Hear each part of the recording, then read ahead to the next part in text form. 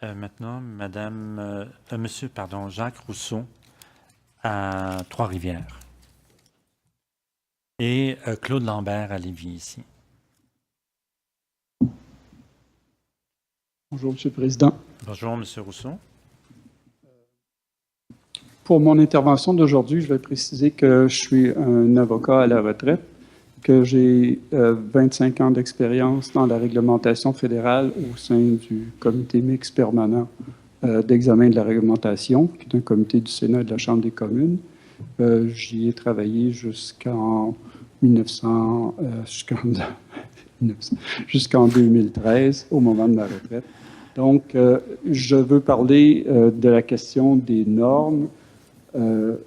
Dans sa présentation d'hier, TransCanada a indiqué qu'elle devait se conformer, entre autres, aux normes suivantes de la Canadian Standards Association, Z662-15, Z245.1, Z245.11, Z245.12, Z245.15, Z245.20 et Z245.21. Soit dit en passant, comme on y a fait allusion auparavant, on doit payer pour obtenir ces normes. Le prix total chargé par la CSA pour les 6 premières normes est de 2 300 $ et elles ne sont offertes qu'en anglais. Si une telle norme est incorporée par renvoi dans une loi ou un règlement, c'est comme si elle y était récitée au long. Elle devient alors partie intégrante de cette loi ou de ce règlement. Autrement, la personne qui est assujettie à cette loi ou à ce règlement est obligée de se... si cette norme est incorporée, là, la personne qui est assujettie à cette loi ou à ce règlement est obligée de se conformer à la norme. Dans le cas contraire, le respect de cette norme est volontaire. Dans le cas qui nous occupe, soit le règlement de l'Office national de l'énergie sur les pipelines terrestres, les normes Z245.1, Z245.11, Z245.12, Z245.15, Z245.20 et Z245.21 ne sont pas incorporés par renvoi dans le règlement. Sauf s'ils l'ont été dans un autre règlement auquel le TransCanada est assujetti, cette dernière n'a aucune obligation légale de s'y conformer. Si elle le fait, c'est volontairement. Je voudrais donc savoir si TransCanada est légalement tenu de se conformer aux normes que je viens de mentionner. Je précise, Monsieur le Président, que je n'ai pas trouvé mention de la norme Z245.21 dans la boutique Internet de la Canadian Standards Association et je me demande où on peut la trouver. Très bien. Tout d'abord, M. McDougall, est-ce que la norme Z245.21 elle est à votre portée? Mr. President, the standards that have been referenced are referenced in the standard Z662. So therefore, if the regulatory agency is requiring an organization, a company, to adhere to Z662, then they would be required to adhere to those standards as well. Correct, Susan? And it's just been pointed out that Z245.21 is available, which deals with plant-applied external coatings. Pardon. Est-ce que vous pourriez la déposer? Comme ça, on la mettra accessible à monsieur.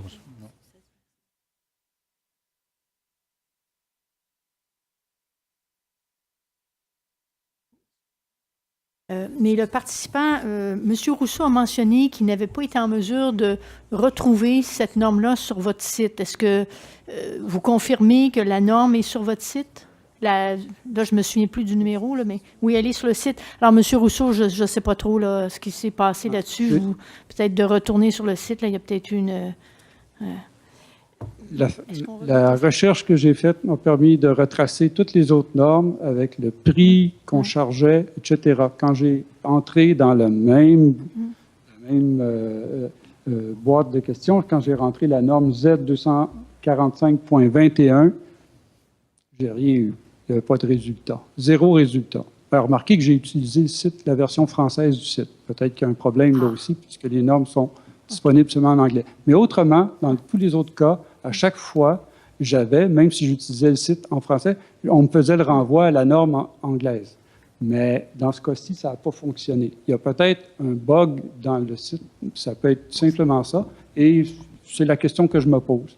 Je ne pense pas qu'on ait inventé cette norme-là. Ça peut être, j'ai pensé que peut-être qu'il y avait pu avoir une erreur, mais s'il n'y a pas d'erreur, cette norme-là est quelque part et peut-être qu'on pourra nous indiquer comment on peut, sur le site, cheminer jusqu'à la norme. Nous allons pas besoin prendre... de le savoir aujourd'hui. Monsieur Rousseau, nous allons prendre une pause dans quelques instants. Et pendant la pause, je suis certain que les professionnels de CSA vont tout de suite aller voir qu'est-ce qui se passe avec le site Internet. Et possiblement, s'il y a une réponse, j'y reviendrai tout de suite après la pause. Donc, votre question au fond maintenant, Monsieur Bergeron, est-ce que vous êtes tenu de respecter toutes les normes? Et éventuellement, je poserai la question à l'Office national de l'énergie. Comment est-ce que l'Office fait pour s'assurer du respect de toutes les normes? Monsieur le Président, c'est effectivement une condition de l'approbation de l'Office national de l'énergie. Merci. Monsieur Plouffe ou sa collègue. Oui, merci, Monsieur le Président, les commissaires. Pour répondre à la question, de la façon que ça fonctionne, il y a la loi sur l'Office national de l'énergie qui permet à l'Office national de l'énergie de faire ses propres règlements.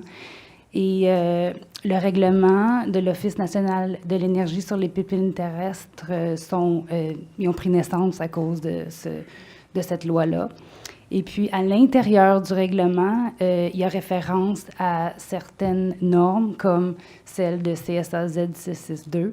Donc, ça devient la loi. Les compagnies qui sont réglementées par l'Office, ils sont sont légalement obligés de suivre les exigences dans la norme. Donc, dans la norme, s'il y a référence à d'autres normes, les normes sont aussi obligatoirement, de façon légale, sont obligatoires d'être suivies. Et qu'est-ce qui arrive aussi avec l'Office, c'est que si on n'est pas d'accord avec toutes les exigences dans les normes, on peut toujours en demander plus dans les règlements, par exemple. Je sais qu'on a rajouté des exigences supplémentaires autour de les examens non destructifs sur les joints qui sont faits en chantier. Ils doivent être examinés à 100%, ce qui n'est pas le cas dans les exigences de la norme. Donc, on peut toujours aller au-delà des critères de la norme. Ensuite, pour un projet spécifique, on peut toujours ajouter des conditions supplémentaires qui sont spécifiques au projet. Et puis, à l'exploitation, on peut toujours rajouter des ordonnances ou obliger la compagnie d'aller au-delà des exigences des normes si, au bout du compte, on réalise que ce n'est pas suffisant ce qu'ils font.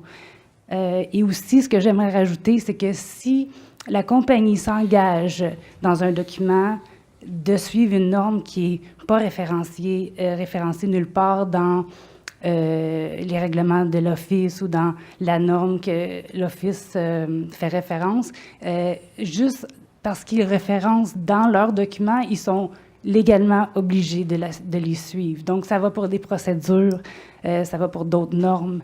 Une fois que c'est écrit, c'est obligé de suivre. Merci, Madame. Merci, Monsieur Rousseau. Monsieur le Président, juste une petite remarque. Vous pouvez imaginer à quoi ressemble le travail d'un inspecteur qui doit faire appliquer cette montagne de règlements, de normes, d'ordonnances, etc., qui se trouvent un peu partout et qui constituent une masse énorme et pas très claire de législation, si on peut. Merci à vous pour ce commentaire presque tourné en question. Madame Grandbois.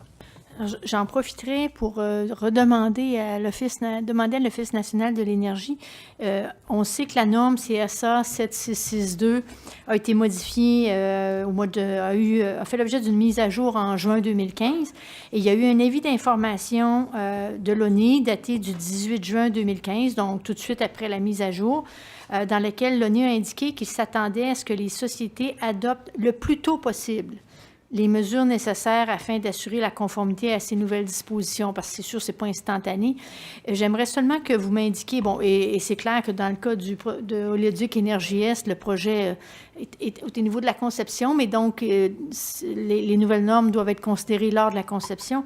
Donc, quand vous dites que les sociétés doivent adopter le plus tôt possible les mesures nécessaires pour s'adapter à la nouvelle norme ou à la norme modifiée, qu'est-ce que vous entendez par le plus tôt possible? C'est un délai de quel ordre de grandeur? Bien, habituellement, c'est supposément instantané. Des demandes qui sont devant l'Office, qui n'ont pas été approuvées encore, devraient suivre la loi qui est en vigueur, même s'il y a eu un changement. Puis habituellement, quand ça se passe, il y a une demande de renseignement général qui est envoyée à la compagnie, qui leur demande est-ce que vous avez pris en compte la nouvelle norme qui est sortie? Si oui, confirmez que vous avez fait les changements appropriés et justifier les changements. Et la plupart du temps, on reçoit un tableau où les changements sont indiqués et comment ils prévoient mettre en œuvre les changements. Donc, ça, c'est pour toutes les demandes qui ne sont pas encore approuvées. Mais si un projet a été approuvé, mais la construction n'a pas commencé, à ce moment-là, elle est sous l'ancienne version de la norme, parce qu'elle a été approuvée sous l'ancienne, et donc on ne pose pas cette question-là à ce moment-là. Monsieur Lambert, bonjour. Je me demandais si vous accepteriez, mais je vais vous laisser le soin de décider, qu'on prenne une pause immédiatement ou vous voulez passer avant la pause. Autant mieux passer tout de suite.